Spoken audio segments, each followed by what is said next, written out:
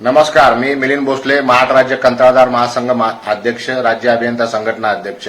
महाराष्ट्र शासनाच्या जवळपास सार्वजनिक बांधकाम विभाग, जलसंपदा विभाग, जलसंधारण, त्यानंतर जलजीवन मिशन सारख्या अनेक योजनांना गेल्या 8 ते 10 महिन्यापासून कंत्राटाचे देयक देण्यासाठी शासनाकडे निधी नाही. या संदर्भात गेल्या 8 ते 10 महिन्यापासून या सर्व संघटना, राज्यातील बिल्डर असोसिएशन ऑफ इंडिया, मजूर सहकारी संस्था व इतर सर्व संघटना यासाठी आंदोलन सुद्धा करीत आहेत. आणि याचाच भाग म्हणून उद्या दिनांक 4 जुलै शुक्रवार रोजी महाराष्ट्र शासनाच्या सर्व जिल्ह्यातील जिल्हाधिकारी कार्यालयामध्ये जिल्हाधिकारी यांना निवेदन देण्याचे नियोजन करण्यात आले. त्याप्रमाणे राज्यातील सर्व 35 जिल्ह्यामधील आमच्या संघटनेचे बिल्डर असोसिएशन ऑफ इंडिया, मजूर सहकारी संस्था व इतर संघटनेच्या सदस्यांनी आपले निवेदन तयार करून जे संघटनेने आपल्याला सादर केलेले आहे ते निवेदन शासन दरबारी पोच करणं अत्यंत गरजेचे आहे.